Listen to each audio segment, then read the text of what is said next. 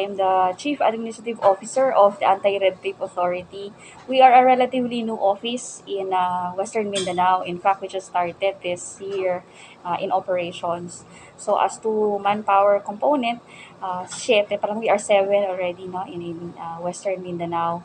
So the ARTA, as an office under the Office of the President, is in charge of taking good care of sa mga procedures, no, following the anti-red tape policies and procedures del the national government. So we make sure that processes and systems are streamlined in order for our clientele, no, those who are transacting in government, are given the opportunity to be served at the fastest time, and of course they will feel that they are valued, no, as clients. So we make sure that these processes are streamlined, and of course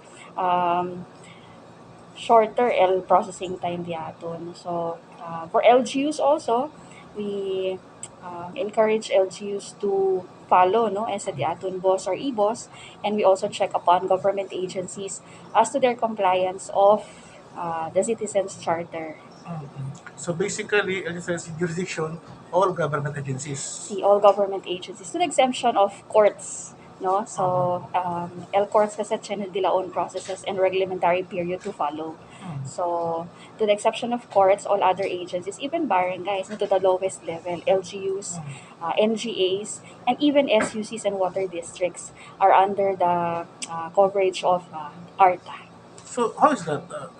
You also accept complaints from the public? Yes, in fact, no, if you check our website, the arta.gov.ph, upon opening the website, you'll be directed to this complaints system, no? So there are numbers and other contact details that you can reach if you have complaints as to, say, for example, there are no personnel attending to your needs, or if there are requests perhaps that have been lodged in offices, and it takes time for these government agencies to respond. So you can file or you can lodge complaints through our complaint management system. So upon lodging this complaint, it will be directed or it will be given to an assigned officer, and they will process, no? They will look into your complaints and come up with resolutions to these. Kasi tormento ng mga proseso ng mga kliyente, Si entrada ng sese. si. So, si tiyan kita mga mga problema, no, hindi magad sa kita pwede ibita, no. So, is na mga pregunta sa mga concerne, pwede kita man forward na anti-red tape authority. Considering dito yung area, not only Zamboanga, not only regional, but Western Mindanao, especially Poco lang ito yung personal, kailangan to handle those things.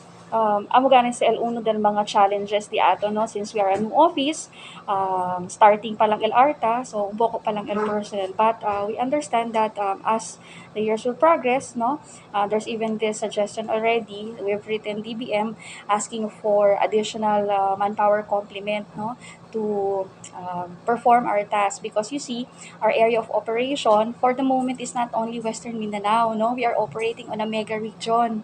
So in the whole of the Philippines, there are only 8 regional field offices, no? So in Mindanao, there are only 3. There's one in Davao, una na WesMin na Cagayan de Oro, and of course here in Zamboanga City. So we have divided the whole island of Mindanao for these 3 regional field offices only. So imagine, no, for these 3 regional field offices composed of 7, so 7 times 8, 21 lang. So 21 personnel operating the whole of Mindanao. So and a bulk of the complaints, no, that's why for the moment centralized pa kita, no, LD aton processing the sa mga complaints. And of course, aside from that, LRTA kasi has twofold functions, no. It's not only monitoring and enforcement of Republic Act 11032. We also look into as empowerment of the stakeholders. And so we encourage, no, those even in the private sector to help us, no, cut red tape. No, we have ARTA champions, ang makita katalama ko nila. So they will help us inform the public that there's ARTA, and we have RA 11032 to take care of their needs, no, sa Amokel. So hindi lang kita monitoring, empowerment aspect namin LRTA. So, are you in close coordination with the Sandigan Bayan?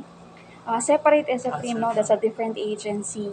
So LD Amon is on BOSS, EBOSS, Citizens Charter, and SE Re-engineering, no? And regulatory impact assessments and establishment of CART as a Committee on Anti-Red Tape. So that's two different functions, no? That So if you receive some complaints on the sales tax fund, paano? Diretso mo forward na C. In fact, the filing of main complaints office. itself is through the CMS, no? The Amon Centralized Complaint Management System. So ini ba si Mentor example, yung mga complainant from Sambuanga to Hindi man. through your office No, through the website, Senegal website. kita alya como CMS, no? So, alas sila po na dila details, no? Po sa el nature and details of their complaint. And, chene sa pool of lawyers, no? In fact, even na central office, chene kami mga around 40 volunteer lawyers, no? That we have, siguro, taayuda ko namon, no? And, taman raffle ese, no? Tadali, tan raffle ese mga complaints. So, every day, a maximum of around 5, no? Even the amon lawyer Akis Attorney Lajarato, no? Has been performing his task. So weekly, talian ng mga around 10 or more cases as hearing officer, no? He's attending to conferences, and his complaints doesn't only come from SA Western Mindanao, no? Kasi since we are a new office, we make sure na sino man complaints sa akin na region, we also take in complaints in the nearby areas. As of now, kina ba mga pending complaints kung di ko illegal?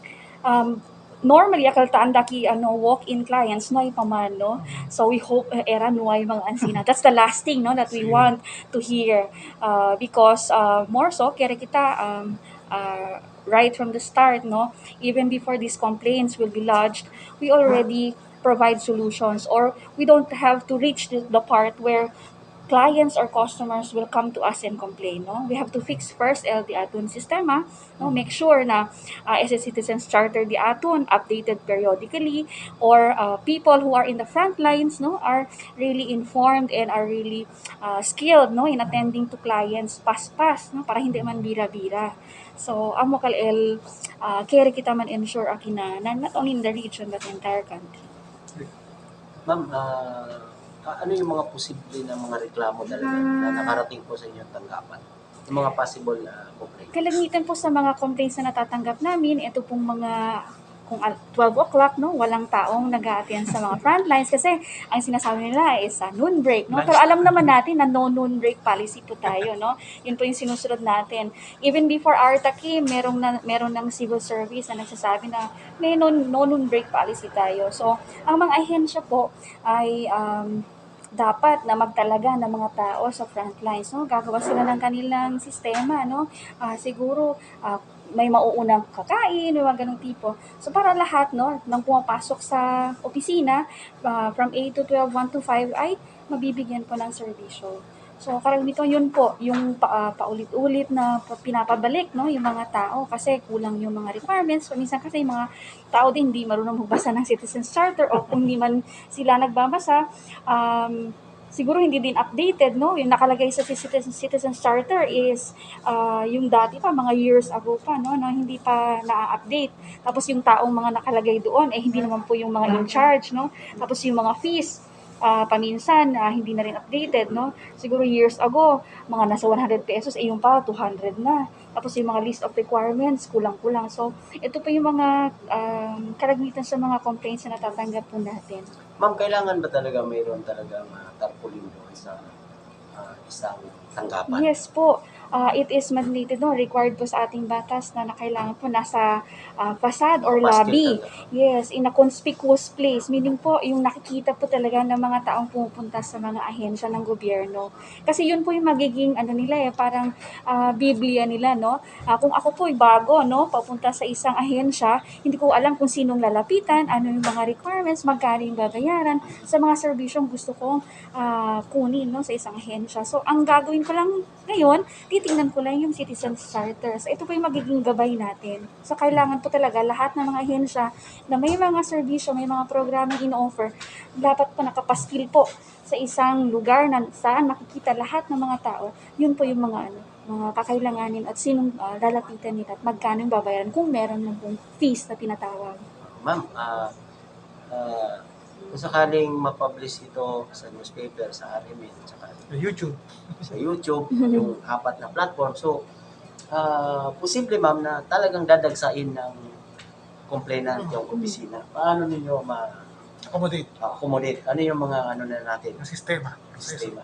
So po, meron pong tinalaga na ngayon, no, yung ARTA na complaints management, yung gaya yung sinasabi ko kanina. So, kung hindi man po walk-in ng mga clients natin, no, meron tayong online system for that. So, ready po yung Anti-Red Tape Authority to attend to all of these complaints, no.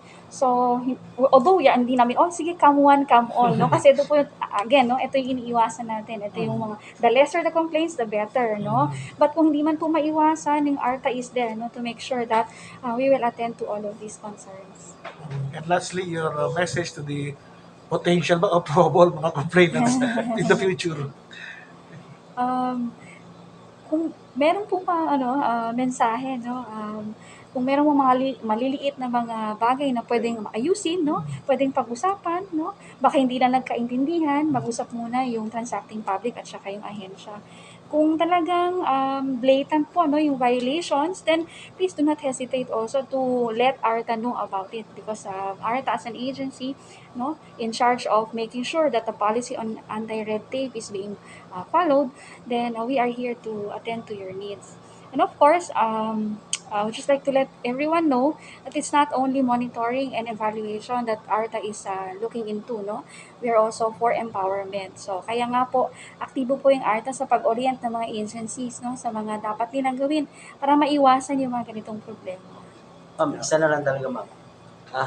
Kasi hindi na natin maiwasan. May mga ano rin, may mga applicants din na medyo iba din yung Arrogante. Arrogante din. May mga ano po ba tayo? May mga solusyon ba tayo?